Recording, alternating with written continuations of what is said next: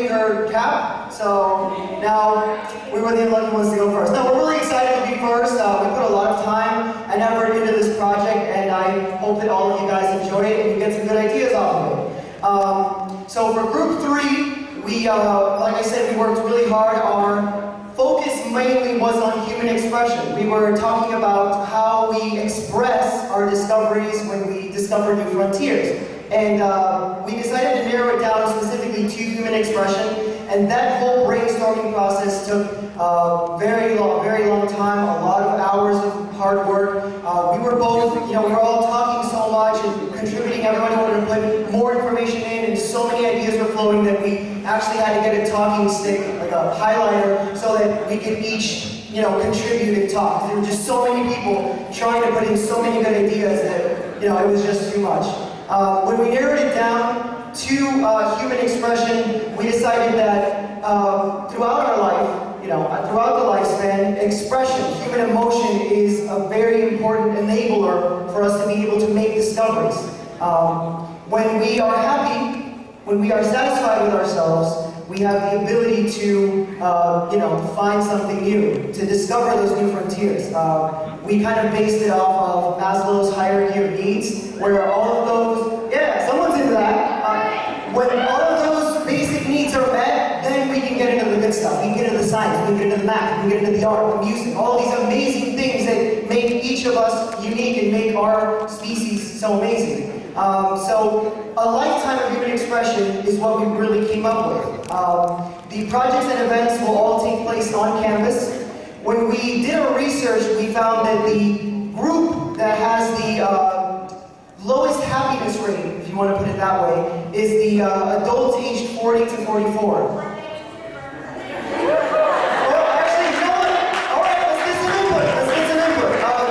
Does that ring true for anybody? You obviously disagree. Do you want to maybe contribute to that? You want to say something? You guys are good? All right. Well, don't say anything. You're claiming your age. That's what the research suggests. The research.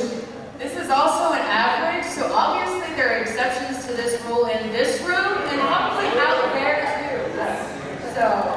So there we go. Yeah, the research shows that adults aged 40 to 44 are the ones with the lowest happiness rate. So our goal was to help increase the number of happy adults aged 40 to 44.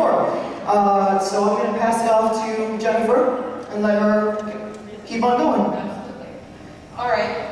Through our ideas for our project, we came up with our plan. And at this point, we've determined that the resources that we need are an estimation of $300, and that's if the refreshments are not donated, because we are using the college gymnasium as the venue, and the authorization came from the college president. We'll also be using the college's audio and video equipment.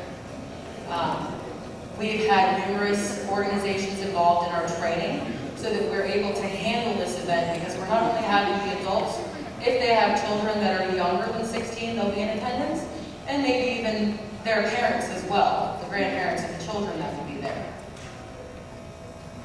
Our goals are to help increase the level of happiness in the lives of these adults. And through doing this, we're going to get in touch with any group homes that they may be in the area, senior centers, and any other organizations.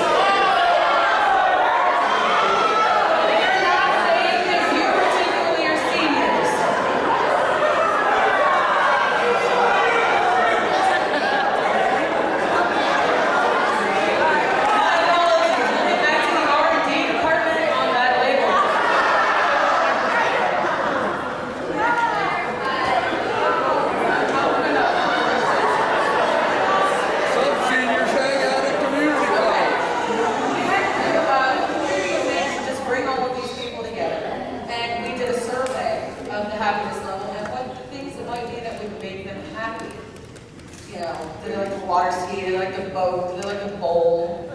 Things of that nature.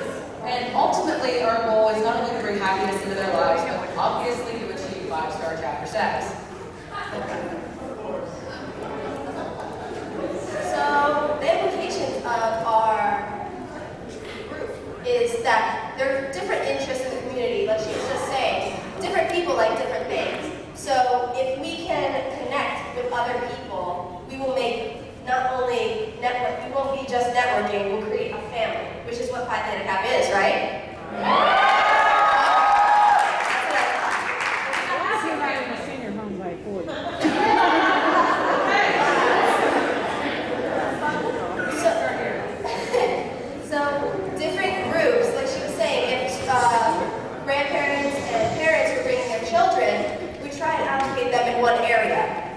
that since if they're closer in age group, they would have more interaction with kids their own age, and then adults would have their own group, and the grandparents their own too.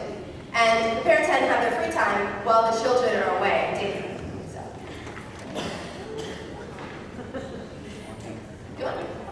So, like I said, we're not just networking. You can network and not make any friends.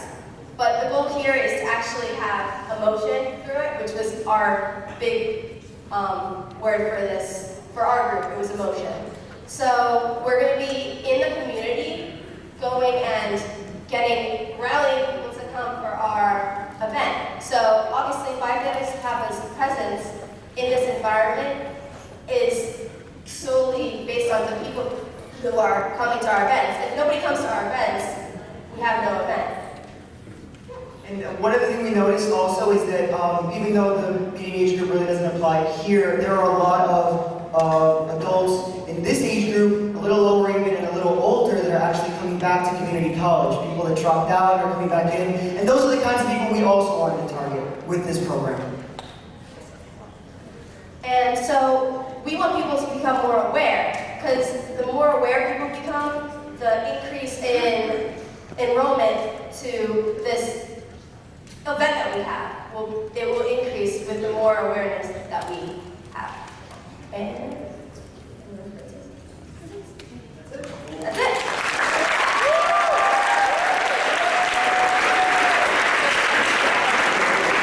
Any questions, comments, thoughts, concerns?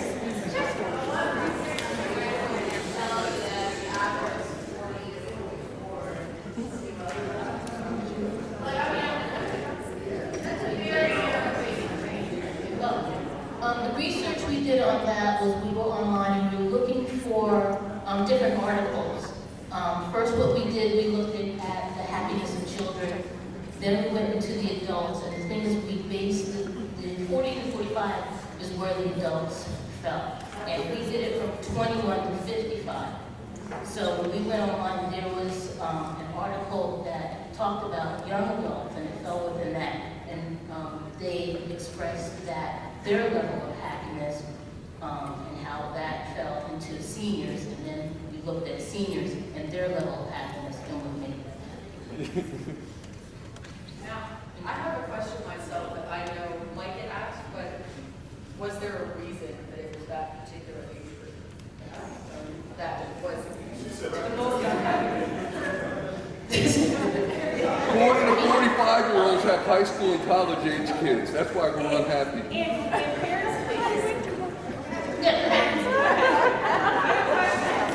If your target audience is 40 to 44, what is the range of a young adult to you? Well, what we did was we really split it up into these three categories: child, adult, and senior. Child went from, you can't say 0. Right. So let's say toddlers, it would be 2 all the way to 20. Okay. You're going to tell us that between 40 and 44 was